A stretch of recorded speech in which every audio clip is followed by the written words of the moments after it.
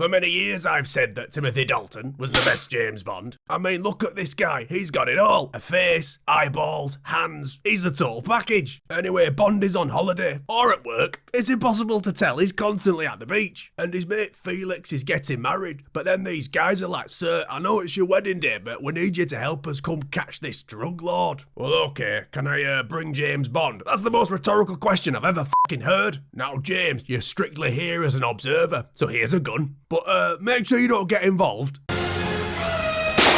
James, over here, they went this way. Oh, woman in a skirt, he can't hear me. Anyway, the drug lord starts to escape in this plane, and this woman is like, "I want to have your babies." And Bond is like, "Nope." Anyway, he does some cool shit, and they catch the drug lord, and then he shows up at the wedding the way he was going to anyway. And at the wedding, he just sort of keeps kissing his mate's wife over and over, but you know, James Bond, so everyone's fine with it. Anyway, James is about 15 red stripes deep at this point, so he's almost got a bit of a buzz going. And Felix is like, blah, blah, boring government shit, and he just pretends to listen while he smokes in his house without asking. Oh, and by the way, that mental drug lord immediately escaped from prison on a banana boat. Oh, well, it's a good job we didn't use our full real names around him instead of, I don't know, code names. I mean, I'm a spy. I've got one. I just can't be arsed using it. So the drug lord kidnaps Felix and his wife, and he feeds his legs to a shark. Then Bond comes back to Felix's house the next day because he forgot his iPhone cable. And he finds Felix's wife dead, and then he finds Felix all chewed up, and Bond is like, "Felix, where's my iPhone cable?" So Bond starts going around literally every warehouse in town looking for sharks, and because he's James Bond, he finds the correct one. And the guy's like, "Sorry, no sharks here." Okay, then what's that for? "Well, there's nothing, don't look at that." So Bond breaks in later that night, and he figures out they're using a mini-sub to smuggle the drug lord out of the country. And then he just plunges into these maggots for no reason that's explained. But it turns out that's where they're hiding all the drugs, so I suppose I'm the crazy one. And the guard gets the drop on him, but then he throws these little bits of worms and maggots at him and it kills him.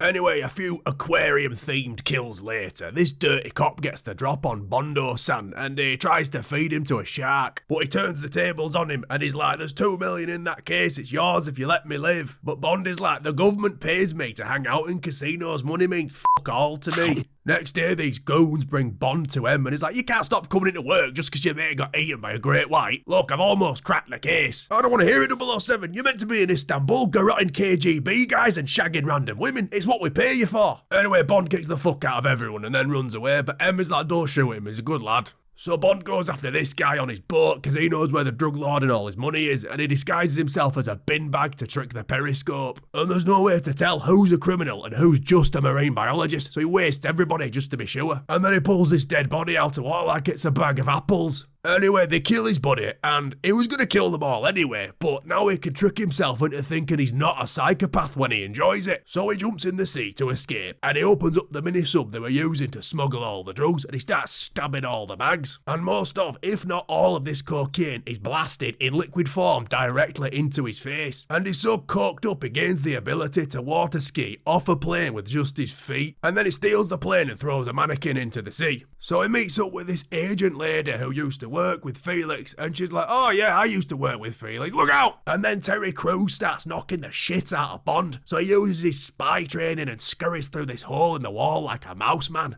And then Benicio shoots the woman and Bond shoots back, but he misses from like 10 feet away because he hasn't slept for a week because he drank a gallon of cocaine-infused salt water. Anyway, she was wearing body armour and she agrees to fly him to where the drug lord is for 100 grand, and he says yes because it's not his money, so he don't give a fuck. Meanwhile, back in London, Emma's like, "Do we know where Bond is yet? Have we tried ringing him?" And Moneypenny's like, "I have tried ringing him, but whenever I get him on the phone to speak to him, he just keeps saying, 'Nobody does it better.'" So they get there and he's like, "My secretary will sign for the room," and then she's like, "Why can't you be my secretary?" Afterwards, he pulls a classic James Bond and he deposits the money he stole from the drug lord into the bank he owns, then uses it as collateral at the casino next door, also owned by the drug lord, just to fuck with him before he kills him. Anyway, Moneypenny sends Q to help Bond, and he's like, "Q, have you got anything to kill a drug lord with?" "Yeah, a gun should work." "Why do you want to kill him?" "Because I don't want him to be alive anymore." "Right, but what's your secret agent reason though? It's just a murder otherwise." He was saying fuck the pound, wasn't he? Oh, well, in that case, here's a laser gun. Oh, sweet, well, how's that work? Well, it looks like a camera, so you can just walk up to him and say, oh, let me take your picture, mate. Blah, dead. Nah, just give me that weird thin sniper rifle instead, please. So he goes to kill the drug lord while he's having his drug lord meeting. But before he can take the shot, some ninjas attack him. And they trap him with a big net. And it turns out these guys are undercover cops or something. But it doesn't really matter because the drug lord army just like blow the hideout up straight away. So the drug lord takes Bond to his lair because he doesn't know that James Bond is actually James Bond. Anyway, he seduces the drug lord's wife into helping him escape. And this guy's trying to explain how Bond stole all the money off the boat earlier. But Bond made it look like he stole all the money, so I don't believe him. And then he sneaks back into the drug lord's lair and has sex with the drug lord's wife again. And the next day she comes in and she tells the agent lady, who's also in love with James Bond, that they've got to help him because the drug lord's probably going to kill him now. So the agent lady is like, well, he broke my heart, so I'm not going to help him now. And Q is like, look, I've known James Bond a long time, and if he were here right now, he'd tell you to get a fucking grip. So the drug lord brings Bond to his secret lair to, you know, just show him around a bit, because that's the thing that just happens in these films. But Benicio remembers Bond from that bar fight with the really big swordfish, so yeah, his cover's blown. And they try to put Bond into a giant cocaine grinder, but he's like, please, put me in nose first. But he throws Benicio in instead. Yeah, looks like he came to a dead end. Ha! Nice. So they chase the drug lord with this plane and Bond jumps on the back of his truck. And just to fuck with Bond, the drug lord ricochets his own theme music at him.